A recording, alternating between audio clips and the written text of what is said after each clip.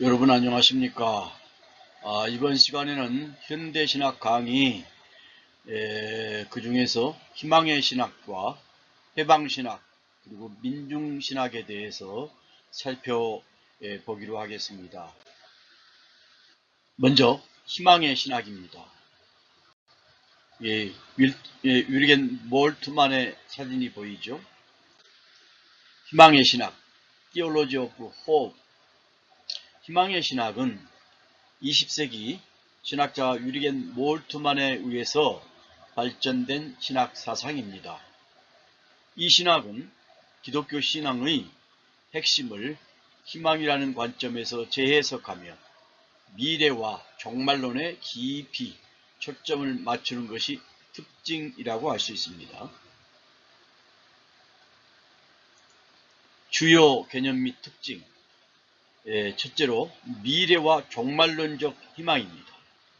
희망의 신학은 과거의 사건, 즉 예수님의 십자가 부활을 단순히 기억하는 것을 넘어서 하나님의 약속이 미래에 성취될 것이라는 기대로 나아갑니다. 예수 그리스도의 부활은 단순한 과거의 기적이 아니라 새로운 창조의 시작이자 미래에 대한 희망의 보증으로 이해를 합니다. 따라서 이 신학은 현재의 고난 속에서도 미래에 대한 희망을 잃지 않게 합니다. 두 번째로 고난과 희망의 관계. 몰트만은 고난을 회피의 대상이 아닌 오히려 희망이 생겨나는 자리로 보았습니다.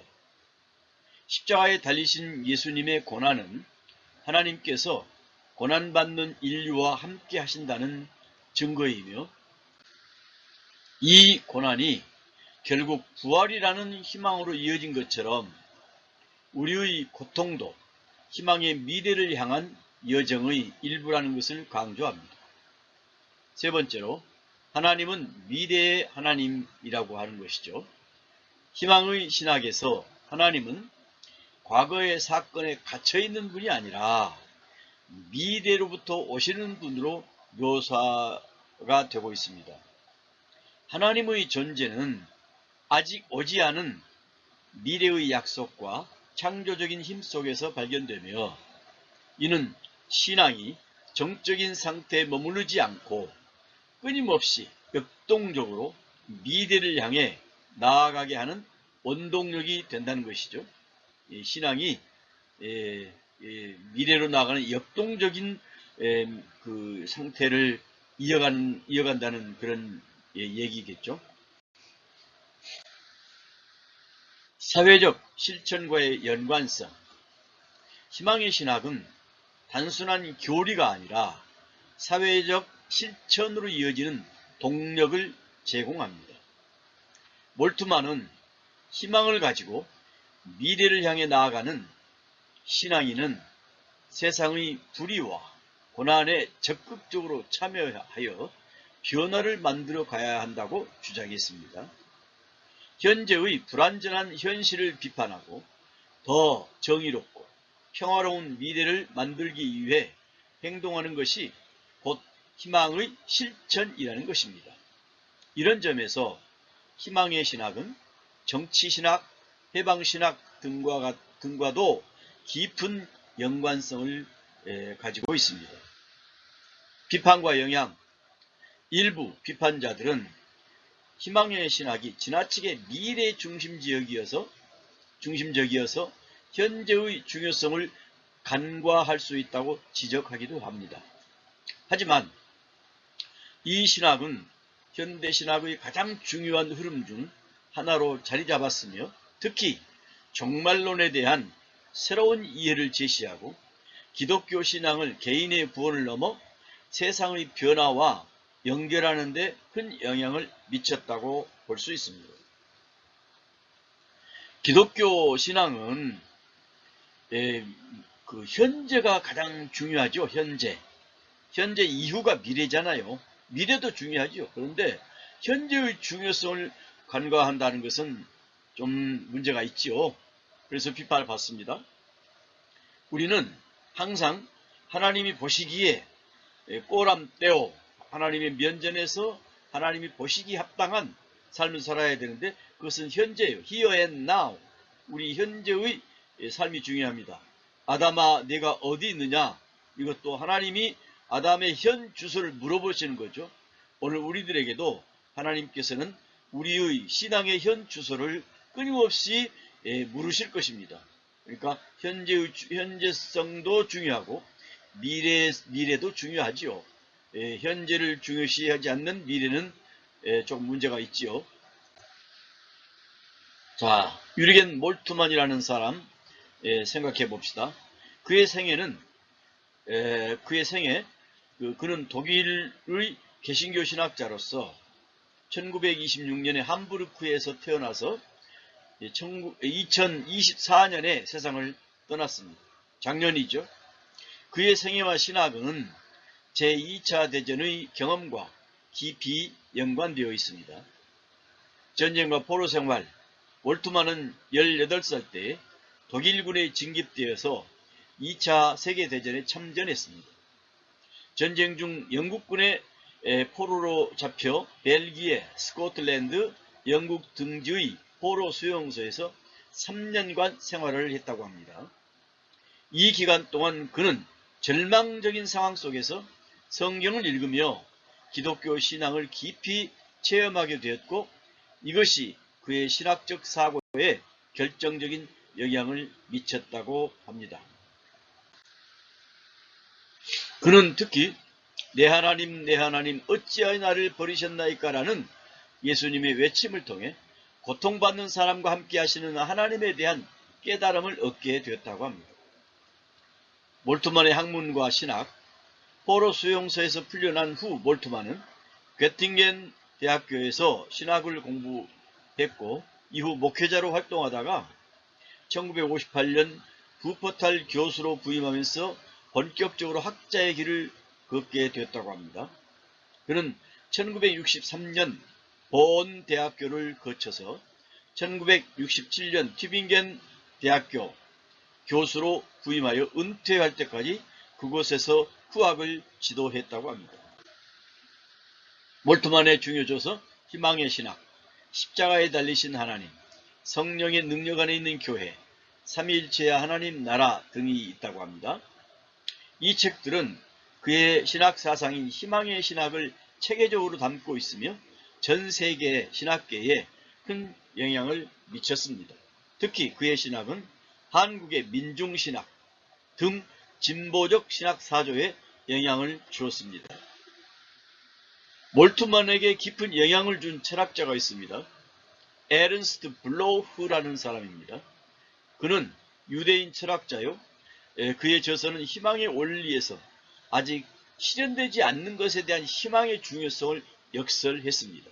몰트만은 블로우프의 사상을 기독교 신학에 접목하여 자신의 희망의 신학을 전개했습니다. 블로우는 신학자가 아닌 마르크스주의 철학자입니다. 그의 사상은 신학, 특히 유리겐 몰트만의 희망의 신학에 깊은 영향을 미쳤지만 그 자체로 신학 사상은 아니며 희망의 신학은 그의 철학을 기독교 신학에 접목한 결과라고 볼 수 있습니다. 블로우의 주요 철학 사상, 블로우의 핵심 사상은 희망의 철학 또는 희망의 원리로 요약이 됩니다. 그의 주요 조서는 희망의 원리, 이 희망의 원리는 인간의 의식과 역사를 아직 실현되지 않는 것, not yet being을 향한 희망과 기대로 해석합니다. 희망과 미래, 블로우는 현실에 안주하지 않고 미래에 대한 갈망과 기대가 인간 존재의 본질이라고 보았습니다. 인간의 모든 행위는 유토피아, 즉 아직 오지 않는 이상적인 사회를 향한 희망의 표현이라는 것입니다. 오유, 토포스, 없는 장소라는 말이죠. 오유, 유는 없다라는 뜻이고 토포스는 장소라는 뜻입니다. 어디에도 존재하지 않는 곳이라는 의미가 있죠. 그 다음에 이유, 토포스, 좋은 장소. 유라는 말은 헬라어로 좋다 그런 뜻입니다. 다 이게 헬라어에서 나온 얘기죠. 헬라어에서 나온 얘기. 유토피아, 아직 오지 않는 이상적인 사회, 그런 사회를 향한 희망의 표현이라는 것입니다. 이 희망은 단순히 감정적인 바람이 아니라 현실을 변화시키는 능동적이고 실천적인 힘입니다. 구체적 유토피아. 블로우는 공상적인 유토피아가 아닌 현실의 모순을 극복하고 실현 가능한 구체적 유토피아를 추구했습니다.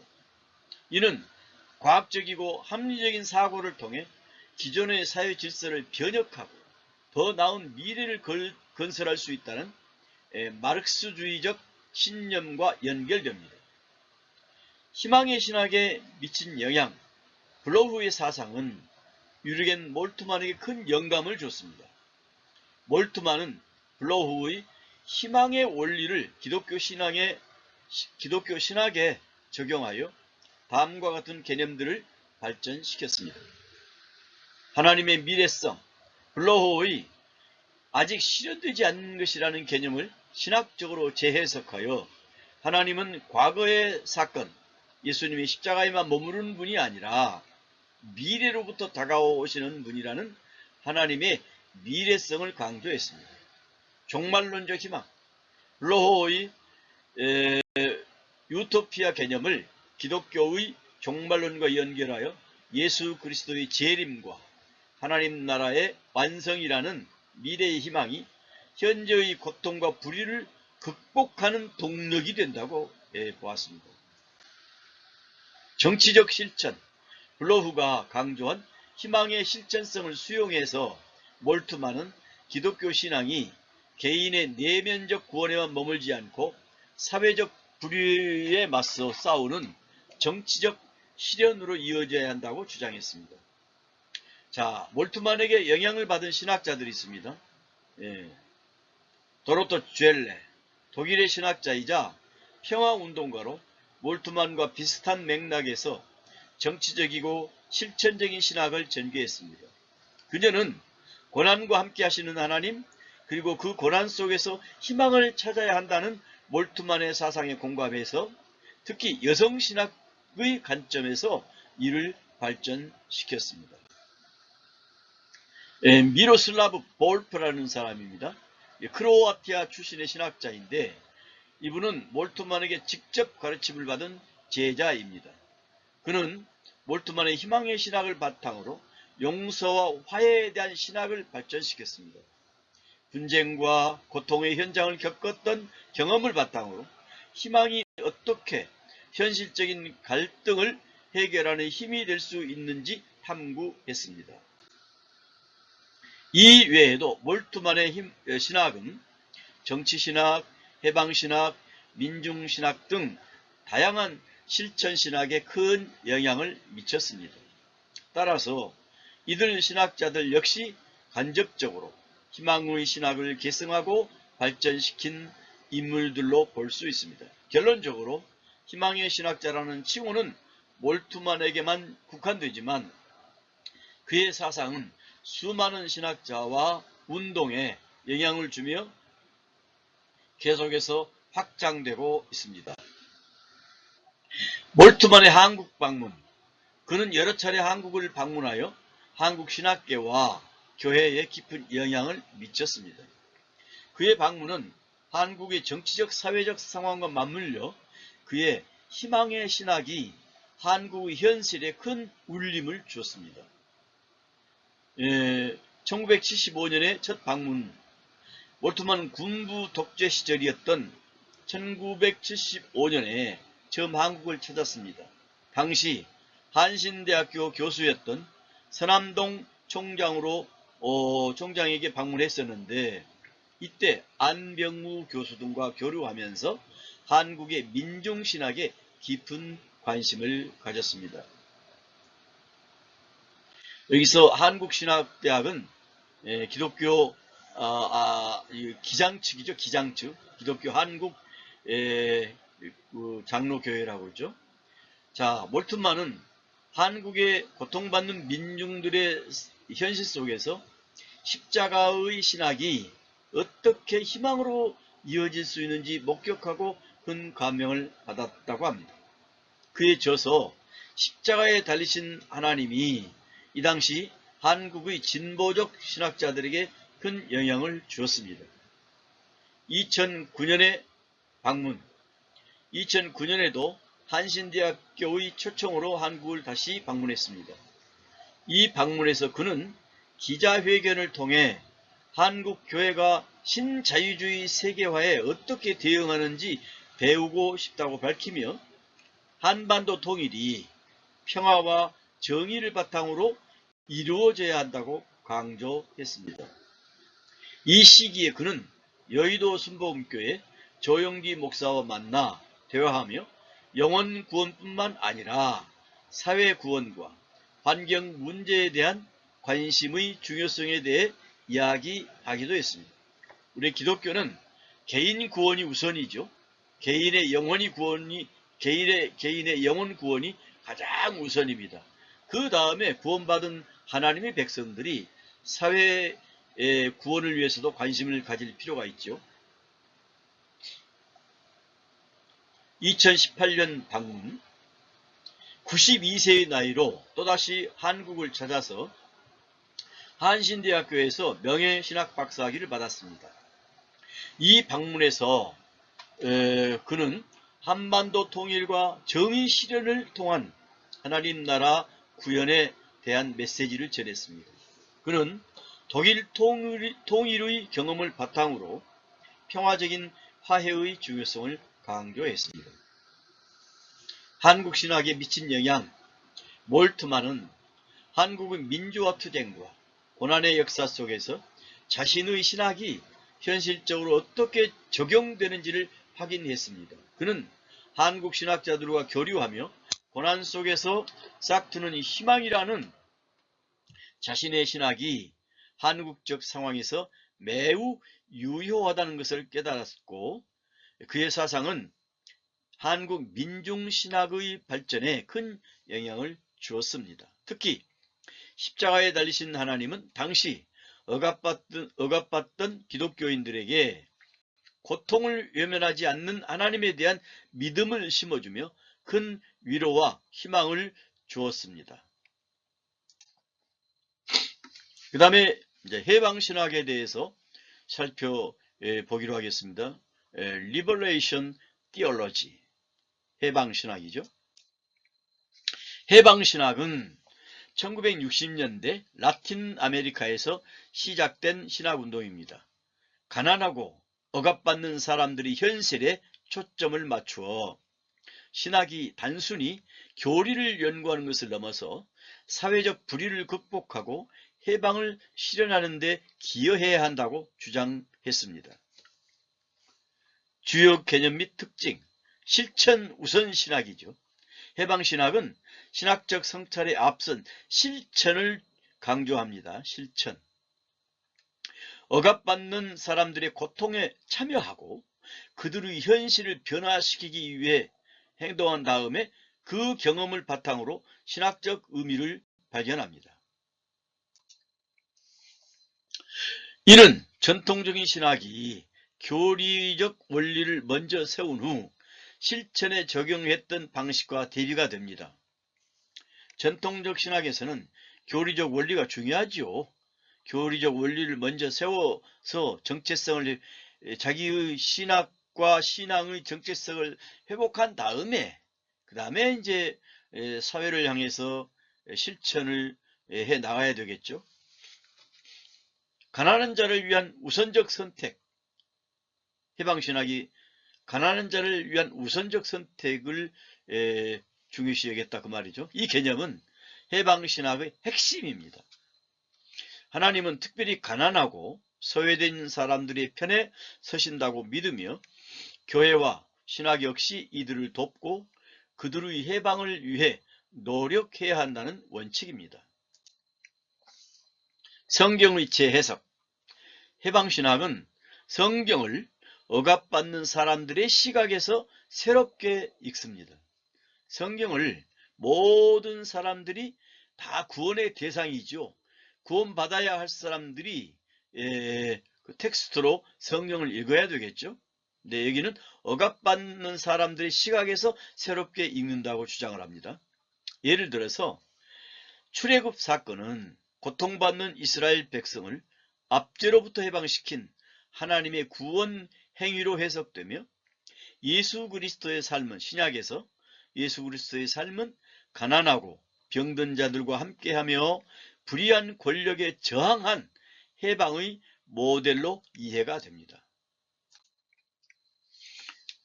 이제 신학자 주요 인물이죠. 구티에레즈, 구스타포 구티에레즈. 그는 페루 출신입니다. 남미 페루 출신의 가톨릭 사제입니다. 사제이면서 신학자로서 해방신학의 아버지로 불립니다. 구티에레즈가. 그의 삶과 신학은 라틴 아메리카의 빈곤과 억압이라는 현실에 깊이 뿌리를 두고 있습니다.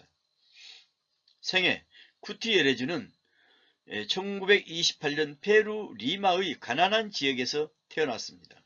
어린 시절 앓았던 골수염으로 인해서 12살 때부터 18살까지 휠체어에 의존해야 했고, 의존해야 했습니다. 이는 그에게 가난과 고통에 대한 깊은 공감 능력을 심어 주었습니다. 가난과 고통에 대한 깊은 공감 능력을 그때 소년기에 그 경험을 통해서 그 공감 능력을 심어주게 됐다 그 말이죠. 처음에는 의학을 공부했으나 이후 사제의 길을 택해서 벨기에, 프랑스 등 유럽에서 철학과 신학을 공부했습니다. 유럽 유학을 마치고 고국으로 돌아온 그는 가난한 사람들과 함께 사목 활동을 하며 그들의 고통이 개인적인 문제가 아닌 구조적인 불의에서 비롯되는 것임을 깨달았습니다. 이러한 경험은 그의 신학 사상을 형성하는 결정적인 계기가 되었습니다. 구티에레즈의 신학은 1971년에 출간된 그의 대표적인 저서 해방신학 전망에 잘 담겨져 있습니다. 그의 신학은 다음과 같은 핵심 개념을 포함합니다. 실천 우선의 신학. 전통적인 신학이 교리를 먼저 연구하고 실천에 적용하는 방식과 달리 구티에레즈는 억압받는 사람들이 현실에 참여하는 실천을 신학의 출발점으로 삼았습니다. 신학은 고통받는 이들의 해방을 위한 행동을 성찰하는 과정에서 의미를 찾는다고 보았습니다. 가난한 자들을 위한 우선적 선택. 이는 그의 신학에서 가장 중요한 개념입니다. 하나님은 모든 사람을 사랑하시지만 특별히 가난하고 억압받는 사람들의 편에 서신다는 믿음을 가지고 있습니다. 따라서 교회와 그리스도인들은 가난한 이들의 편에 서서 그들의 해방을 위해서 싸워야 할 의무가 있다는 것입니다.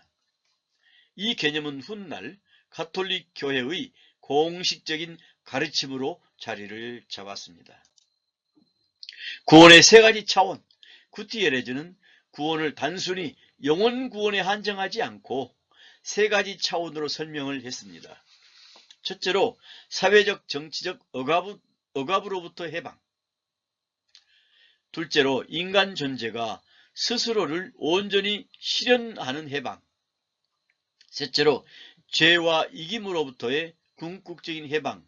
이 세 가지 차원으로 구원을 설명했습니다. 그는 이 세 가지 차원이 서로 연결되어 있으며 진정한 구원은 이 모두를 포함한다고 주장을 했습니다. 사회 정치적으로부터 해방? 틀린 얘기가 아니죠. 옳은 얘기죠. 인간 존재가 스스로를 온전히 실현하는 해방? 죄와 이김으로부터 궁극적인 해방? 아주 이런 차원에서는 가장 올바른 주장이라고, 가르침이라고 볼 수 있죠. 그 다음에 레오나르도 보프라는 사람입니다. 보프는 1959년에 프란치스코 회의에 가입하여 천주교죠. 로마 캐톨릭, 1964년 로마 카톨릭 사제로 서품을 받습니다. 1970년 독일 미넨 대학교에서 철학과 신학 박사학위를 받았습니다. 브라질로 돌아온 그는 페트로폴리스에 있는 예수회 철학신학연구소에서 신학 교수로 20년 동안 재직하며 구스타포 구티예레즈와 함께 해방신학을 발전시켰습니다. 보프. 그의 저서는 교회 이코르 카리스마와 권력에서 가톨릭 교회의 위계 질서를 비판한 것이 문제가 되어서 1985년에 교황청으로부터 정중한 침묵 명령을 받았습니다. 그는 그의 교수직을 일시적으로 정지시키고 종교적 직무를 중단시키는 조치였습니다. 1992년에도 다시 징계를 받을 위기에 처하자 그는 사제직을 사임하고 평신도가 되었습니다. 그는 나는 같은 투쟁을 계속하기 위해서 참호 트렌치를 바꿨다고 말하며 빈민 공동체를 위한 활동을 계속했습니다. 보프라는 사람이 그렇다 그 말이죠. 보프는 이후에 리우데자네이루 주립대학교의 윤리, 종교철학, 생태학 명예교수로 재직을 했습니다. 신학사상, 보프의 신학사상은 가난하고 소외된 사람들을 위한 해방신학을 기반으로 하며 다음과 같은 특징을 가집니다. 가난한 자들을 위한 우선적 선택. 그는 구티예레즈와 마찬가지로 하나님이 가난하고 억압받는 사람들의 편에 서신다는 믿음을 강조하며 교회가 사회적 불의를 해결하고 해방을 위해 노력해야 한다고 주장을 했습니다. 그는 가난이 자연스러운 것이 아니며 구조적 불의로 인해 발생한다는 것을 깨닫는 것이 중요하다고 보았습니다. 교회 비판. 보프는 교회의 위계적 구조와 권위주의를 비판하며 민중의 교회 또는 기초 공동체를 강조했습니다. 그는 이러한 작은 공동체들이 가난한 사람들이 스스로의 삶을 변화시키고 해방을 실천하는 장이 된다고 믿었습니다. 보프의 생태신학 후기에는 그의 신학이 생태학으로 확장되었습니다. 그는 지구의 탄식, 가난한 이들의 탄식이라는 책을 통해서 지구의 환경위기와 가난한 사람들의 고통이 서로 연결되어 있음을 강조했습니다. 그는 인간의 탐욕과 착취가 사회적 불의뿐만 아니라 자연의 파괴도 초래하며 진정한 해방은 인간과 지구 전체의 해방을 포함한다고 주장했습니다. 이러한 그의 사상은 교황 프란치스코의 회칙 찬미 받으소서에도 영향을 미친 것으로 알려져 있습니다. 자, 해방신학은 라틴 아메리카의 극심한 빈부격차, 군사독재, 사회적 불의 등 1960년대부터 70년대의 암울한 현실 속에서 탄생했습니다. 신학자들은 기존 신학이 이러한 현실적 문제를 해결하지 못한다고 비판하며 새로운 신학을 모색했습니다. 해방신학의 비판과 영향. 해방신학은 마르크스주의적 분석 툴을 일부 사용했다는 이유로 로마 가톨릭 교회와 보수 신학계로부터 비판을 받기도 했습니다. 그러나 이 해방신학은 전 세계적으로 민중신학, 한국, 흑인신학, 미국, 여성신학 등 다양한 형태의 맥락적 신학, contextual theology 발전에 큰 영향을 미쳤습니다.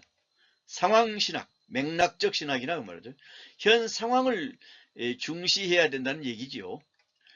이는 신학이 특정 문화와 사회적 배경 속에서 형성되어야 한다는 인식을 확산시켰습니다. 특정 문화 그리고 사회적 배경 속에서 진정한 신학적 해석이 올바르게 이루어져야 되겠죠. 그러면서 실천이 이루어져야 되겠죠. 맥락적 신학, contextual theology라고 말이죠. 이 맥락적 신학은 신학적 사유와 실천이 특정한 사회, 문화, 역사적 맥락과 상호작용하며 형성되어야 한다고 주장하는 신학적 접근 방식입니다. 주요 개념과 특징, 전통적인 신학이 보편적이고 초월적인 진리를 강조했다면 맥락적 신학은 신학이 구체적인 현실의 문제와 삶의 경험 속에서 재해석되고 새롭게 형성되어야 한다고 보았습니다. 그런데 중요한 것은 초월적인 진리도 가장 우선적으로 중요시해야죠. 그 다음에 현실적인 문제에 우리가 관심을 가지고 우리가 실천에 옮겨야 되겠죠. 두 가지가 다 중요합니다. 어느 한쪽만 기울이면 안 되겠죠.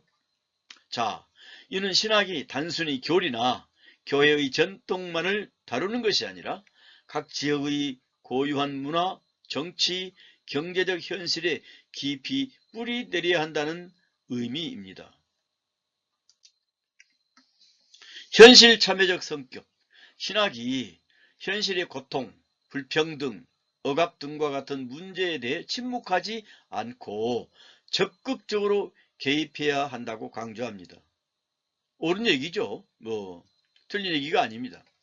예를 들어 라틴 아메리카의 해방신학, 한국의 민중신학, 흑인신학, 여성신학 등이 이러한 맥락적 신학의 대표적인 형태라고 볼 수 있습니다. 지역문화의 중요성, 기독교 복음이 특정 문화권에 수용될 때 그 문화의 언어, 상징, 전통을 통해서 새롭게 표현되어야 한다고 봅니다. 옳은 얘기죠. 이는 신학의 토착화와도 밀접하게 관련이 있습니다. 한국에서도 한때 토착신학의 여러 대두가 신학의 그 대두에 대해서 많은 신학자들이 논의가 있었죠. 토착화해야 된다 이거죠. 그래서 예수님을 돋보자락 입고 갓을 쓴 예수님으로 묘사되는 그림도 나타나기도 했죠. 한국의 토양에 맞는 토착화된 기독교가 되어야 된다는 그런 주장을 했던 분들이 있었습니다. 반성적 실천, 신학적 성찰이 실제 삶의 실천, 프락시스에서 출발하며 이 실천을 통해서 신학이 끊임없이 수정되고 발전해야 된다는 점을 강조했습니다. 간단하게 말해서 맥락적 신학은 신학을 교회 안에 가두지 않고 세상 속에서 살아 숨쉬게 하는 신학이라고 할 수 있습니다. 이건 대단히 중요한 가르침이라고 볼 수 있죠. 그 다음에 이제 민중신학입니다. 민중신학. 한국에서 발전된 민중신학입니다.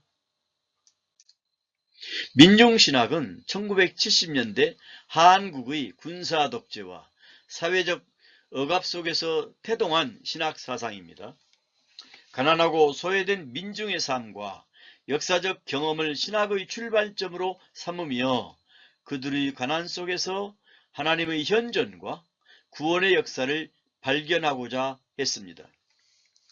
주요 개념 및 특징, 민중신학의 핵심 개념인 민중은 단순히 가난한 사람들을 넘어 역사적으로 억압받고 소외된 모든 사람들을 의미합니다. 민중이다 이 말이에요. 민중신학은 이들을 역사의 주체로 보고 그들의 삶과 고통을 신학적으로 해석을 합니다. 고난의 신학, 민중신학은 예수 그리스도의 십자가 고난을 민중의 고난과 동일시합니다. 예수님이 당시 로마 제국과 유대교 기득권층에 의해서 억압받았던 것처럼 한국의 민중 역시 군사 독재와 사회적 불의로 인해 고통을 받는다는 것입니다. 그때 당시에는 이 민중신학이 올바른 진단 역할을 했던 것은 분명한 것입니다. 따라서 십자가는 단순히 영적인 구원의 상징이 아니라 고난받는 민중들과 함께 하시는 하나님의 현존을 보여주는 증거로 해석됩니다. 그런데 십자가는 영적인 구원의 상징이 우선이죠. 십자가가 없이 구원이 어떻게 있겠습니까? 그래서 십자가는 영적인 구원의 상징입니다. 민중신학에서는 상징이 아니라, 상징만이 아니라고 해야지, 상징이 아니라 이건 좀 문제가 있죠. 예, 십자가는 영적인 구원의 상징뿐만 아니라 민중들과 함께 하시는 하나님의 현존을 보여주는 증거로 해석이 되어야 된다 하는 것이 맞겠죠. 한, 민중신학에서 중요한 개념은 한이에요. 한. 역사적 억압과 고통으로 인해서 민중의 가슴에 쌓인 응어진 슬픔과 분노를 의미합니다. 이 한이 쌓여지게 되면 화병이 생기죠, 가슴속에. 그래서 이 응어리지면 이게 암덩어리가 되잖아요. 그래서 우울증에 빠지고 슬픔에 빠지고 분노를 야기케 하고, 이 분노가 뛰어넘으면 폭력을 일삼는 그런 현상도 나타나게 되잖아요. 민중의 한이 있다 이 말이에요. 군사 독재 시절에 억압을 받는 그 우리 동포들의 고통을 대변하는 역할이라고 볼 수 있겠죠. 민중신학은 이 한을 신학의 중요한 주제로 다루며 민중의 한이 풀리는 것이 곧 하나님의 구원 역사라고 보았습니다. 그래서 구원받은 하나님의 백성들이 좀 교회 안에서만 머물지 말고 이 사회 속에서 실체적으로 뛰어나가서 올바르게 외쳐서 예수 그리스도의 구원의 은총의 현상이 사회에서 나타나도록, 그래서 사회 구원, 사회 복음화의 현상이 이루어지도록 해야 한다는 그런 주장이라고 볼 수 있겠죠. 실천 우선의 신학, 민중신학은 해방신학과 마찬가지로 이론보다 실천을 우선합니다.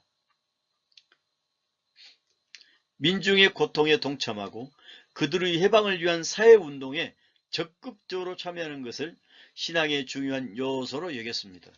사회운동이라고 할 때 우리는 비폭력 적극적 저항운동이 필요하겠죠. 글로 표현하거나 또 말로 표현하거나 그런 것이죠. 그러나 이것이 폭력운동으로 바뀌어져서는 안 되겠죠. 이 사회운동이 정당성을 나타내려면은 반드시 성경적이고 신학적인 바탕하에서 비폭력적으로 적극적인 저항하는 방법으로 참여하는 것은 옳다고 보는 것이죠. 주요 인물과 역사적인 배경. 주요 인물 서남동 박사, 서남동 교수, 안병무 교수, 김용복 박사 등등이 민중신학을 이끈 대표적인 신학자들입니다. 다 기장측의 목사님들이죠.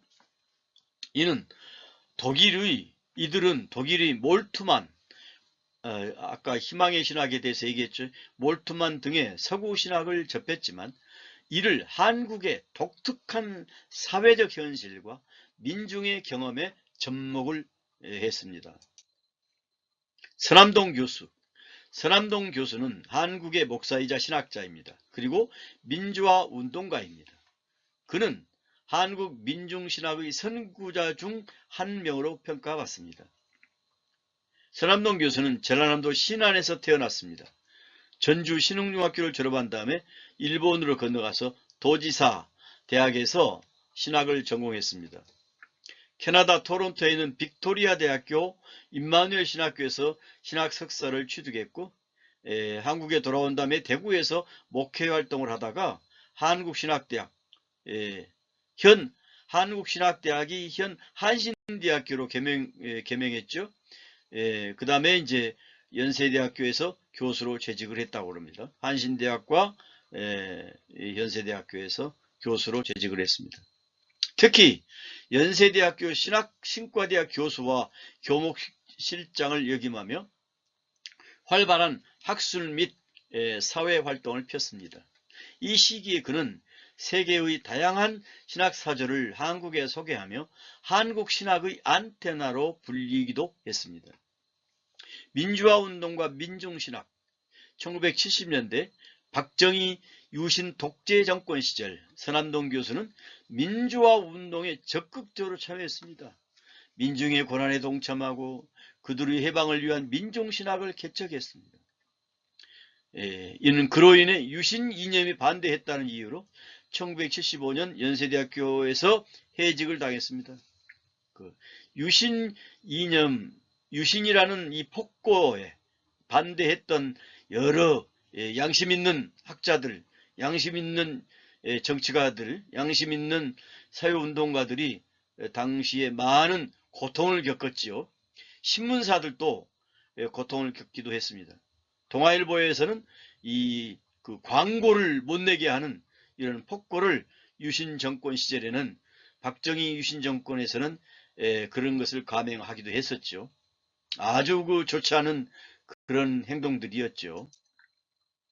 해직된 후에도 그는 강단 신학자가 아닌 거리의 신학자로서 민주화 운동에 헌신됐습니다. 해직된 교수도 있지만 해직된 언론인들이 얼마나 많았습니까?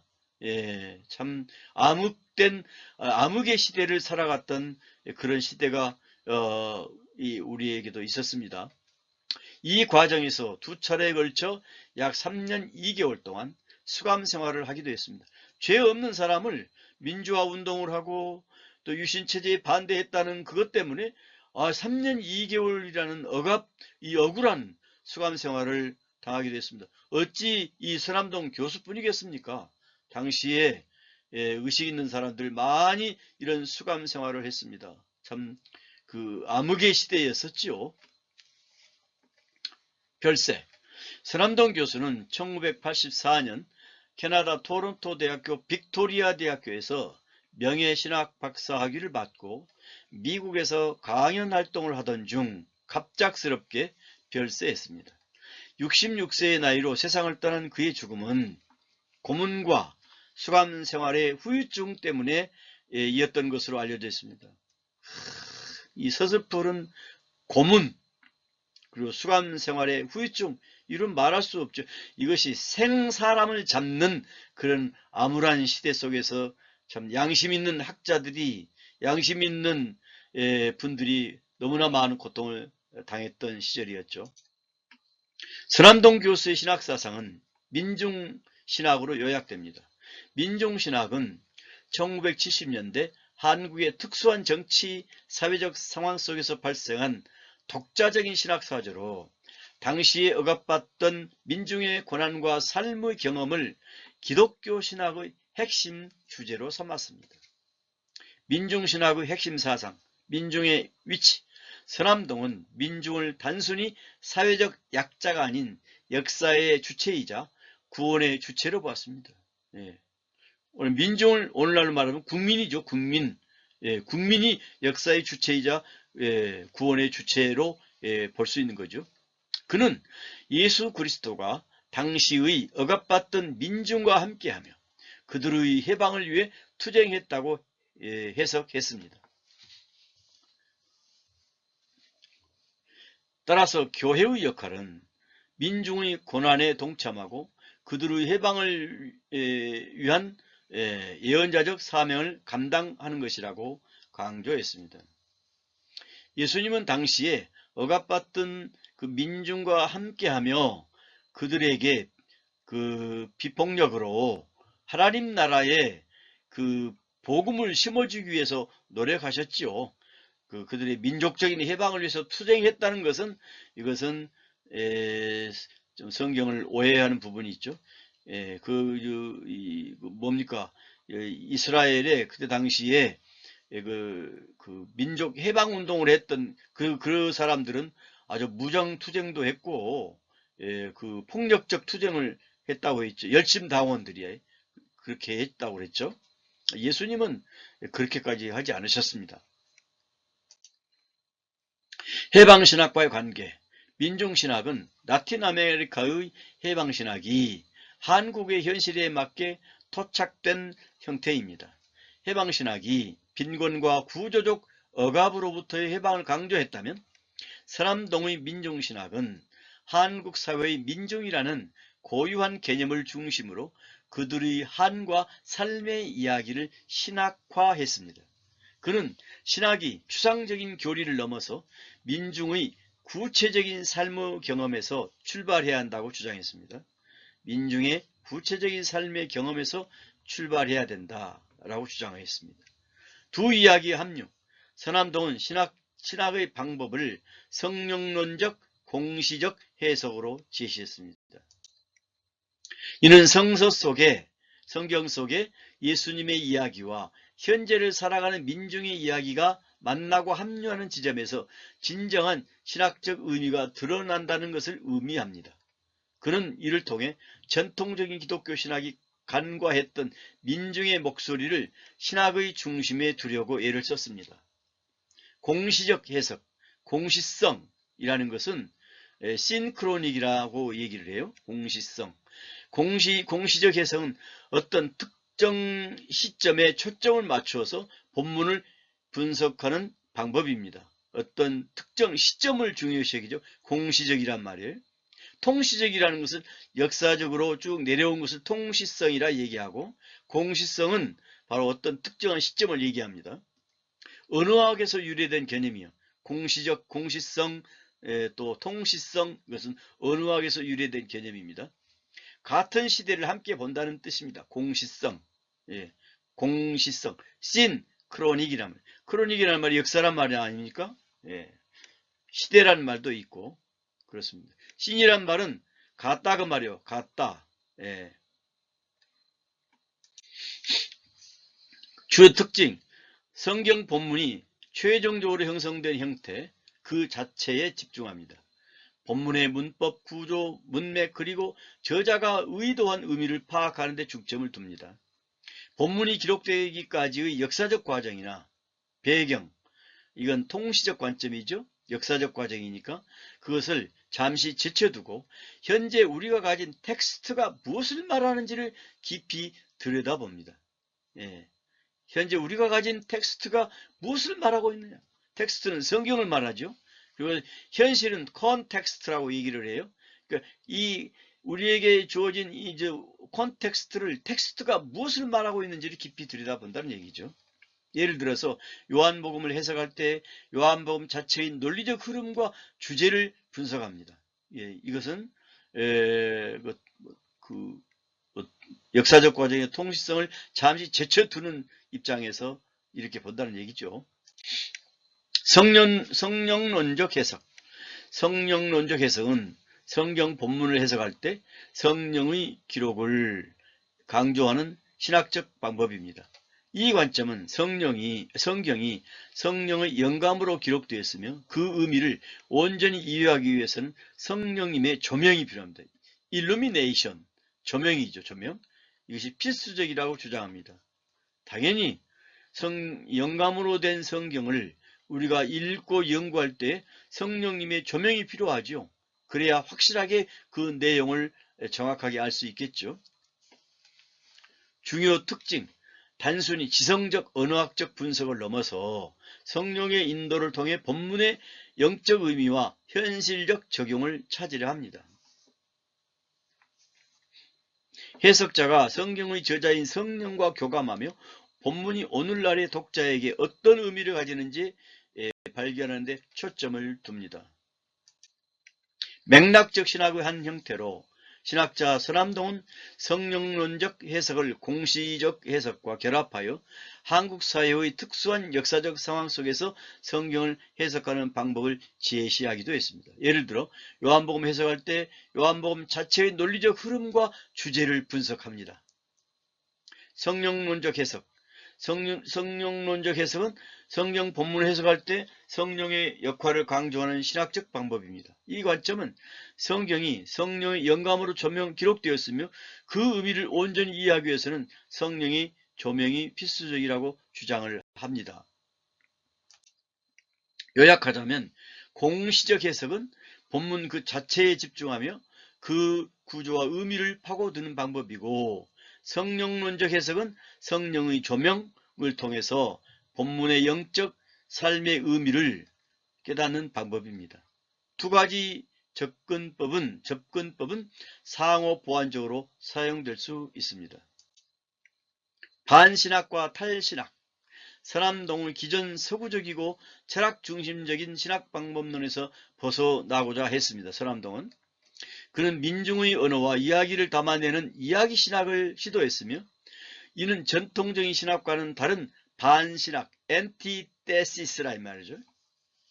그리고 탈신학 데미톨로지제이션으로 불리우기도 했습니다. 반신학은 신학이 누구를 위한 것인지에 대한 질문에 답하며 탈신학은 신학이 어떻게 현대적으로 소통될 수 있는지에 대한 질문에 답하는 개념입니다. 반신학, 탈신학 목표는 기존 신학의 체계와 논리에 저항하여 새로운 신학을 구축하여 성령의 신화적 표현을 제기하여 현대인에게 메시지를 전달하는 것입니다. 이는 신학이 지배적인 담론이 아닌 고통받는 민중의 삶 속에서 실천적으로 구현되어야 한다는 그의 신념을 보여줍니다. 주요 저서 서남동 박사의 신학사상은 그의 주요 저서인 전환시대의 신학, 민중신학의 탐구에 잘 담겨져 있습니다. 이 책들은 한국 민중신학의 연구의 기념비적인 저작으로 평가받고 있습니다. 안병무 박사. 안병무 박사는 한국의 신학자이자 민주화 운동가로 민중신학의 창시자 중 한 명입니다. 그의 생애와 신학사상은 한국의 민주화 과정과 깊이 연관되어 있습니다. 생애 안병무 박사는 1922년 평안남도 안주에서 태어나 만주 간도에서 청소년기를 보냈고 서울대학교에서 서예학을 전공했고 독일 하이델베르그 대학교에서 신학 박사학위를 받았습니다. 귀국한 다음에는 중앙신학교, 현 강남신학교 교수, 한국신학대학교, 현 한신대학교 교수 등을 역임을 했습니다. 1967년엔 여성운동가 박영숙 씨, 국회의원 지냈던 분이죠. 1970년대 유신정권 시기 그는 민주화 운동에 적극적으로 참여하다가 교수직에서 해직되고 또 3.1 민주구국선언 운동 사건으로 투옥되기도 했습니다. 1976년에 이후 교수직에 2차례 복직하고 다시 해직되는 과정을 겪었으며 1987년 한신대학교에서 정년 퇴임을 했습니다. 그는 강단신학을 넘어 민중과 함께하는 거리의 신학자로서 활동을 했습니다.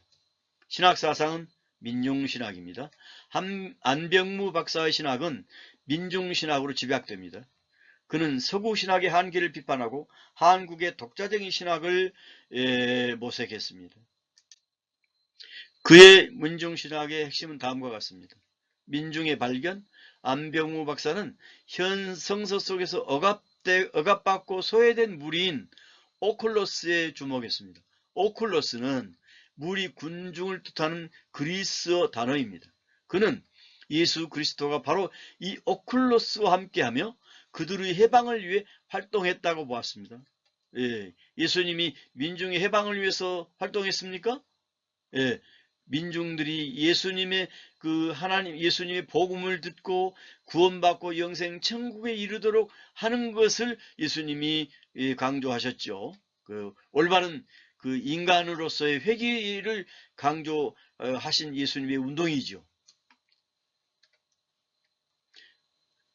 그런데 그들의 해방을 위해서 활동했다고 보았다는 것이죠. 이 오클루스가 한국에 억압받는 민중과 같다고 해석했습니다. 그는 민중을 구원의 대상이 아닌 구원의 주체로 보았습니다. 민중이 구원의 대상이죠. 국민들이 구원의 대상이죠. 어떻게 구원의 주체입니까? 이들이 구원을 합니까? 예수님의 은혜 안에서 예수님이 우리를 구원의 주체가 되시고 우리는 구원의 대상이 되는 거지요. 어떻게 민중이 구원의 주체가 됩니까? 이게 민중신학자들의 오류죠, 오류. 사건의 신학. 그는 추상적인 교리나 신학체계가 아닌 민중이 고난받고 투쟁하는 민중사건 속에서 하나님이 현존한다고 보았습니다. 물론 하나님은 어디에나 계시죠. 어디에나 계시죠. omnipresence. 예, 유비쿼터스. 언제 어디서나 하나님 계시잖아요. 하나님의 현존의 가치는 중요하게 볼 수가 있죠. 이런 사건 속에 하나님이 현존하시고 하나님이 다 살펴보고 계신다는 입장은 동의할 수 있습니다. 특히 전태일의 역사 분신이나 5.18 민주화 운동과 같은 역사적인 사건을 신학적으로 재해석하며 민중의 삶의 현장에서 예수의 사건이 재현된다고 주장했습니다. 역사 속에서 이런 것들은 자꾸 반복이 되죠. 기득권자들은 끊임없이 필부 소위 힘없는 사람들을 자꾸 이용하고 억압하고 눌리려고 그러지요. 또 민중은 거기에 대해서 억압을 당하지 않으려고 노력하는 것이죠. 그래서 민주화를 부르짖고 자유를 부르짖고 그러잖아요. 반신학 엔티티올로지.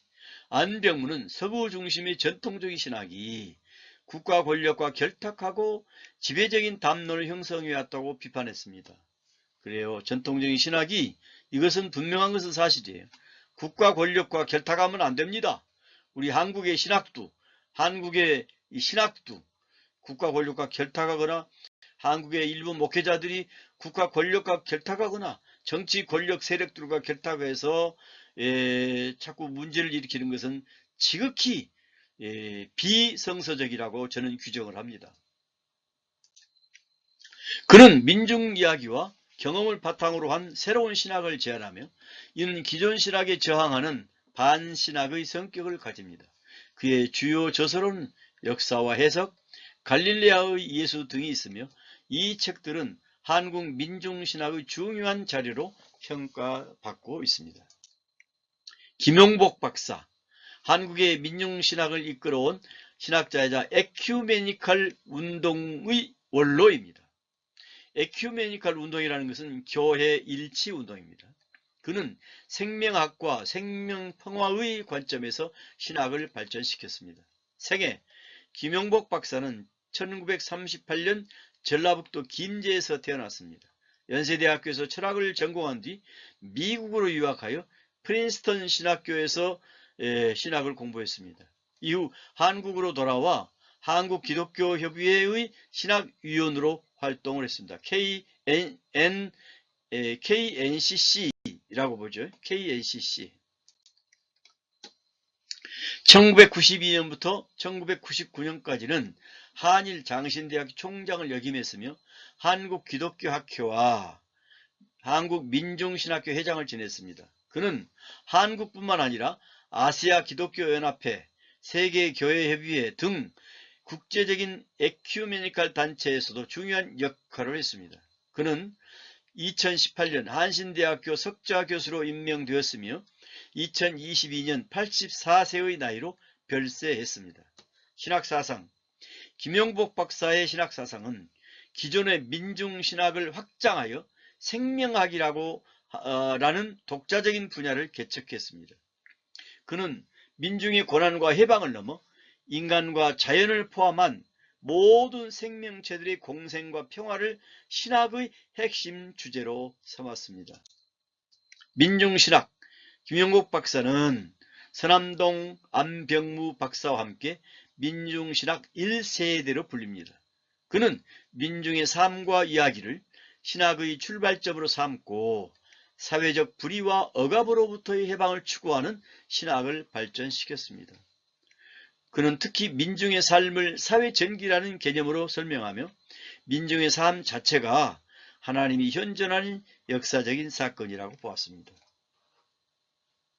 서남동 박사나 안병무 박사나 김용국 박사는 다 거의 비슷비슷하죠. 생명학, 그는 민중신학을 지구적 차원으로 확장하여 생명학이라는 개념을 제시했습니다. 이는 인간의 해방뿐만 아니라 지구 생태계 전체의 생명과 평화를 추구하는 신학입니다. 그는 인간 중심적인 사고에서 벗어나 생명과 자연을 존중하고 보존하는 것이 기독교의 중요한 사명이라고 강조했습니다. 에큐메니칼 운동, 그는 교회 일치운동의 중요성을 강조하며 한국교회와 세계교회가 함께 연대하여 사회적 정의와 평화를 실현해야 한다고 주장했습니다. 그의 이러한 사상은 그가 활동했던 다양한 국내외 에큐메니칼 단체 활동에 잘 나타나 있습니다. 에큐메니칼 운동에 대해서 살펴보겠습니다. 이 운동은 기독교의 일치와 연합을 추구하는 운동입니다. 그리스어로 온 세상을 의미하는 오이쿠메네에서 유래했습니다. 이 운동은 개신교, 가톨릭, 정교회 등 여러 교파로 분열된 기독교가 본래 하나라는 인식을 바탕으로 서로의 차이를 인정하면서도 신앙의 본질적 일치를 이루려는 노력을 담고 있습니다. 연합운동이죠. 예. 개신교, 프로테스탄트, 로만 캐톨릭, 또 동방정교회 다 기독교죠. 예, 기독교. 역사적인 배경, 에큐메니칼 운동은 19세기 말과 20세기 초, 특히 세계 선교운동과 함께 본격적으로 시작됐습니다. 세계 선교지에서 선교사들이 서로 개신교 선교사들, 가톨릭 선교사들, 정교회 선교사들끼리 이렇게 각자 이렇게 좀 활동을 하다 보니까 예, 소위 하나가 되는 운동이 필요했던 것이죠. 그래서 에큐메니칼이라는 운동을 시작했다고 합니다. 선교사들이 비서구 지역에서 활동하면서 서구 교파 간의 분열이 선교 활동에 큰 장애가 됨을 깨달았습니다. 교파 간에 싸우는 거죠. 분열. 예, 그러니까 선교에 장애가 있다 이 말이에요. 장애가 되었다 이 말이죠. 또한 두 차례 세계대전은 인류 평화와 화합을 위한 종교의 역할을 제고하게 만들었다 그 말이에요. 종교가, 우리 기독교가 인류의 평화와 화합을 위해서 노력을 해야 된다 하는 것에 대해서 깨달음을 가졌다 그 말이겠죠. 이러한 배경 속에서 교파를 초월한 기독교인들의 협력과 연대가 필요하다는 인식이 확산되었습니다. 예, 교파를 초월한 기독교인들의 협력과 연대가 필요하다. 선교의 현장 속에서 그렇다 그 말이죠. 오늘날 우리 목회의 현장 속에서도 여러 교파들이 이런 연대가 필요하지요. 그래서 그런 연대가 소극적이지만 각 지역마다 있지요. 교회협의회 또 기독교연합회 등등 그런 연대를 하는 그런 운동이 펼쳐지기도 하지요. 그런 것들이 에큐메니칼 운동의 일환이라고 볼 수 있습니다. 주요 특징과 목표, 에큐메니칼 운동의 핵심 목표는 다음과 같다. 교파 간의 대화와 이해 증진. 각 교파의 신학적, 역사적 전통을 존중하며 서로의 차이를 이해하고 소통하는 노력을 한다. 우리는 옳고 너희들의 주장은 틀렸다. 이것이 아니라 서로 존중하자 이 말이죠. 장로교, 감리교, 성결교, 순복음교, 또 침례교 등등 교파가 다르지만 서로 존중하자 이거지요. 차이를 이해하고 소통하자 이거죠. 기독교 다같이 예수님의 은혜 가운데서 오이코노메 한 집안 식구라 그 말이죠. 예. 공동의 증언과 봉사, 사회정의, 평화, 인권 등 인류의 보편적 가치에 대해 교파를 초월하여 공동의 목소리를 내고 봉사활동을 편다 그 말이에요. 예. 대개 부활절 연합 기도회라든가 또 연합 부흥회라든가 그런 교파를 초월한 운동을 활발하게 하지요. 가시적 일치, 궁극적으로 교파 간의 성례전적 일치나 교회 조직의 통합까지 나아가려는 목표를 가지고 있습니다. 이러한 목표를 위해 세계교회협의회 WCC와 같은 국제기구들이 설립되어서 에큐메니칼 운동의 중심 역할을 수행하고 있습니다. 이 WCC가 공산주의를 포용한다고 해서 조금 문제가 되고 있고, 우리 한국의 보수적이며 복음주의 입장에서는 이 운동에 대해서 의구심을 가지고 자꾸 진보주의적이고 자유주의적인 신학자들이 이런 운동을 주도한다고 해서 반대하는 운동들이 또 많이 있지요. 의와 비판. 의, 에큐메니칼 운동은 분열된 기독교 세계에 화해와 일치의 메시지를 전달하고 사회 문제에 대한 기독교의 공동 대응 능력을 강화하는 데 큰 기여를 했습니다. 이를 통해 교파 간의 편견을 줄이고 상호 존중의 문화를 확산시키는 데 중요한 역할을 했습니다. 비판. 일부 보수적인 교파에서는 에큐메니컬 운동이 신학적 정체성을 희석시키고 교리적 차이를 무시하는 결과를 초래할 수 있다고 비판합니다. 또한 진보적 신학 경향이 강해서 기존 교회의 정통성을 훼손할 수 있다는 우려도 제기가 되고 있습니다. 결론적으로 에큐메니컬 운동은 기독교의 분열을 극복하고 하나의 공동체로서의 정체성을 회복하려는 중요한 시도이며 현재에도 계속 발전하고 있는 운동이라고 볼 수 있습니다. 민중신학은 이제 민중신학으로 들어와서요. 1970년도 80년대의 군사 독재 시기 유신체제와 광주 민주화 운동 등 민중의 억압이 극에 달했던 시기에 발전했습니다. 예, 민중신학이 극에 발전했다 이 말이죠. 당시 한국교회는 이러한 사회적 문제에 침묵하거나 기득권과 결탁하는 경우가 많았는데 사실이죠. 사회 문제에 기존 교회가 침묵해버렸어요. 예. 기득권과 결탁하기까지 했어요. 이게 문제였죠. 한국교회에. 예. 민중신학은 이러한 상황을 비판하며 교회가 사회적 책임을 다해야 한다고 주장했습니다. 민중신학은 마르크스주의적 분석을 차용했다는 점과 고난을 지나치게 강조한다는 비판을 받기도 했습니다. 하지만 민중신학은 한국 사회와 교회의 민주화에 크게 기여했으며 한국의 특수성을 반영한 독자적인 신학사상을 구축했다는 점에서 중요한 의미를 가지고 있다고 볼 수 있습니다. 또한 해방신학과 마찬가지로 신학이 추상적인 교리에 머무르지 않고 현실의 고통을 직시해야 한다는 중요한 통찰을 제공했습니다. 자, 오늘 강의는 여기까지 하겠습니다. 그동안 강의를 들으시느라고 장시간 수고 많이 하셨습니다. 대단히 감사합니다. 다음 강의 시간에 뵙겠습니다. 안녕히 계십시오.